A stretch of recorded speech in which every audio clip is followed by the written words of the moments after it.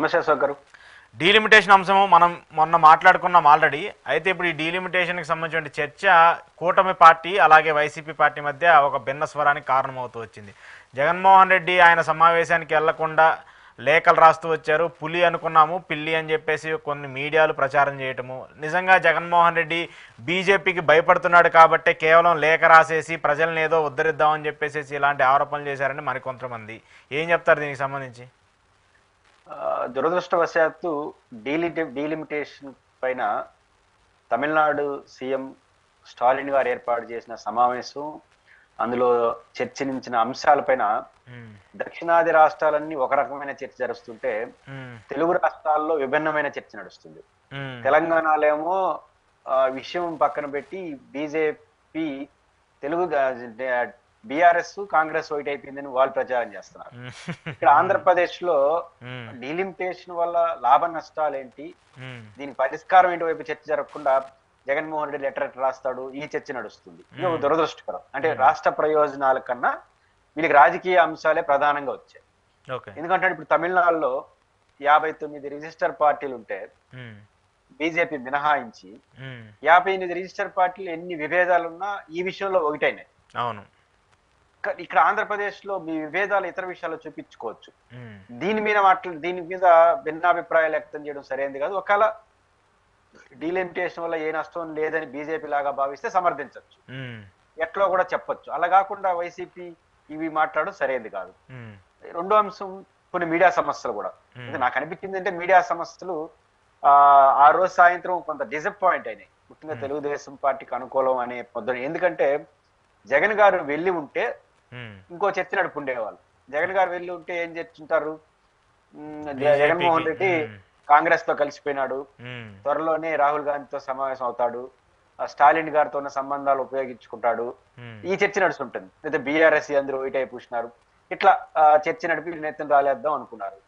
లేకపోతే ఇంకా బీజేపీని ధిక్కరించాడు కాబట్టి ఏదో రేపే అరెస్ట్ చేసేస్తారు, ఎల్లుండి అరెస్ట్ చేస్తారు, ఇట్లాంటి వాడి వేడిగా హాట్ చర్చ పెడదాం అనుకున్నారు. అందుకు భిన్నంగా జగన్మోహన్ రెడ్డి గారు వెళ్ళకపోయేసరికి కొంచెం డిసప్పాయింట్ అయిపోయినారు. ఈ మంచి ఇన్పుట్ దొరకలేదని దానికి కొత్త రాగం ఏంది ఎంచుకున్నారు. జగన్మోహన్ రెడ్డి గోడ మీద పిల్లి వాడటం, వ్యతిరేకిస్తాడు, సమావేశానికి పోవడు, ఇట్లాంటి చర్చ ఒకటి నడిపారు. పాయింట్ ఏంటంటే జగన్మోహన్ రెడ్డి గారు వెళ్ళుంటే బాగుంటుంది అనేది ఒక బలమైన అభిప్రాయం డెమోక్రటిక్ సెక్టార్ లో ఉంది. కారణం ఏంటంటే కరుణానిధి కుమారుడుగా ఉన్న స్టాలిన్ గారు ఒక మంచి అంశాన్ని రైజ్ చేశాడు. రెండు, ఆయన కాంగ్రెస్ కూటమిలో ఉండొచ్చు కానీ ఇది ఇండిపెండెంట్ లోకల్ పార్టీ కాబట్టి ఖచ్చితంగా జగన్ గారు కూడా వెళ్ళుంటే కొంచెం బలం చేకూర్చునేది. ఒక ఆంధ్రప్రదేశ్ తప్ప అన్ని చోట్ల వెళ్ళారు కదా అనే చర్చ ఒకటి నడుస్తుంది. దీనికి వైసీపీ ఆన్సర్ చేస్తుంది. కానీ గోడ మీద పిల్లి ఎవరిని అంటారు? ఒక విషయం పైన ఒక స్పష్టమైన వైఖరి తీసుకోని వాళ్ళని గోడ మీద పిల్లి అంటారు. ఇప్పుడు జగన్మోహన్ రెడ్డి గారు డీలిమిటేషన్ పైన వాళ్ళ పార్టీ ఒక స్టాండ్ తీసుకునేసింది.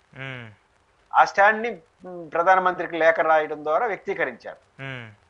ఆ స్టాండ్ తో విభేదించదలుచుకుంటూ విభేదించండి, ఆ స్టాండ్ తప్పుపడితే తప్పు పట్టండి.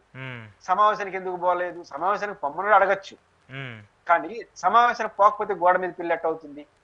జగన్మోహన్ రెడ్డి గారు ప్రధానమంత్రికి ఏ లేఖ అయితే రాశాడో సమావేశం మీద అదే చదువుంటారు. చెప్పారు అంటే దానిపైన వైసీపీ కంటూ ఒక స్టాండ్ తీసుకున్నారు. స్టాండ్ తీసుకోవడమే కాదు, ఆల్టర్నేటివ్ కూడా చెప్పారు. అంటే డీలిమిటేషన్ గతంలో ఎప్పుడు జనాభా ప్రాతిపదికన, ఓటర్ల ప్రాతిపదికన దేశవ్యాప్తంగా ఒకే మోతాదులో ఒక లోక్సభ నియోజకవర్గానికి 20 లక్షల ఓట్లు, 15 లక్షల ఓట్లు ఫిక్స్డ్ గా ఒక అనుకొని దేశవ్యాప్తంగా ఒకే పద్ధతి పాటిస్తారు. అందుకు భిన్నంగా ఈసారి చేయమంటున్నారు. కారణం ఏంటంటే 20 ఏళ్ల కాలంలో జనాభా నియంత్రణ కారణంగా వచ్చిన మార్పుల కారణంగా సౌత్ ఇండియాలో ఒక ఓటరు తయారైతే నార్త్ ఇండియన్ లో 2 నుంచి 3 ఓటర్లు తయారైపోయారు.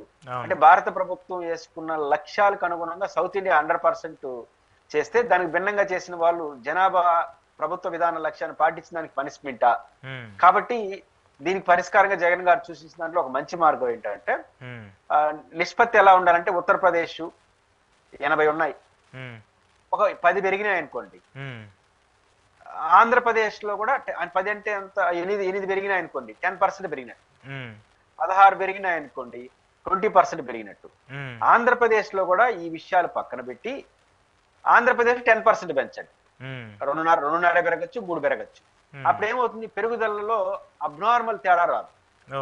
అంటే ఇట్లాంటి ఒక సలహా ఆయన ఇచ్చాడు. మాలాంటి వాళ్ళు నైసర్గిక స్వరూపాన్ని దృష్టి ఇట్లా డిఫరెంట్ యాంగిల్ ఎవరు స్టాండ్ వాళ్ళు తీసుకున్నారు. కాబట్టి ఇప్పుడు తన స్టాండ్ చెప్పాడు, పరిష్కారం చెప్పాడు.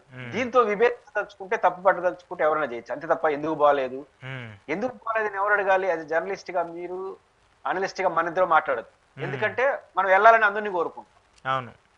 ఇప్పుడు తెలుగుదేశం పార్టీ కోరడం ఏంది? వెళ్ళమని తెలుగుదేశాన్ని అధికారికంగా చంద్రబాబు గారు, లోకేష్ గారు మాట్లాడలేదు అని కింద వాళ్ళు మాట్లాడడం ఎందుకు? వెళ్ళి ఉండొచ్చు కదా, ధైర్యం ఉండొచ్చు కదా, మనం ఎందుకు వెళ్ళలేదు? జగన్మోహన్ రెడ్డి గారు భయపడి వెళ్ళట్లేదు, మనం ఎందుకు వెళ్ళలేదు అంటున్నా. అదే మిగతా వాళ్ళైనా వెళ్ళాలి కదా.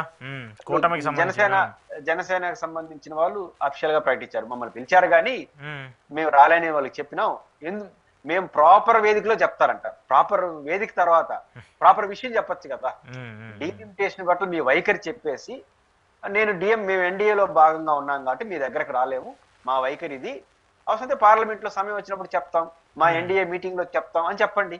మీ ప్రాపర్ విషయం చెప్పకుండా ప్రాపర్ వేదిక ఏంది? జిఎంకే వేదిక, పార్లమెంట్ వేదికే కాదు. మనం అధికారికంగా అభిప్రాయం చెప్పడమే పార్టీ స్టాండ్. జగన్మోహన్ రెడ్డి గారు పార్టీ విషయంలో స్టాండ్ తీసుకున్నాడు, చెప్పాడు. కాబట్టి డిఎంకే సమావేశానికి పోవాలని మనం కోరుకుంటున్నాం, సాధారణ ప్రజలు కోరుకుంటున్నారు. కానీ ఆయన రాజకీయంగా విభేదించే ఎన్డీఏ కూటములు కోరుకోకూడదు. ఎందుకు కోరుకుంటుంది? మీరేంటి స్టాండ్ చెప్పండి. ఫస్ట్ భాగస్వామ్య పక్షాలుగా దీనివల్ల దక్షిణాదికి నష్టం లేదు కాబట్టి మేము పోము, నష్టం ఉంది, ఇది నష్టాలు అయితే ఈ మీటింగ్ బాము, మేము మా స్టైల్లో మేము పరిష్కరిస్తాం, ఇది చేయకుండా ఉండే వాళ్ళు గోడ మీద పిల్లి అంటారు. మరి జగన్మోహన్ రెడ్డి గారి విషయం పట్ల గోడ మీద పిల్లలేరు కాబట్టి ఆయనకు కొన్ని రిజర్వేషన్ ఉండొచ్చు. ఉదాహరణ తమిళనాడు మీటింగ్ పోతే అక్కడ కాంగ్రెస్ ఉంటుంది, కాంగ్రెస్ కూటమి కూడా ఉంటుంది, ఈయన కాంగ్రెస్ కి ఎన్డీఏకి దూరంగా ఉండాలనుకుంటున్నాడు. ఇట్లాంటి స్టాండ్స్ ఏదో ఉన్నాయి కాబట్టి వాళ్ళు ఉండొచ్చు. భయపడే లెటర్ ఎందుకు రాస్తాడు? ఇప్పుడు డిఎంకే సమావేశానికి పోయినా ఆ లెటరే చదువుతాడు. ఇప్పుడు కూడా ఇట్లాంటి రౌండ్ టేబుల్ సమావేశాలు ఉపన్యాసాలు చెప్పరు, ముందే రాసుకొని అదే చదువుతారు.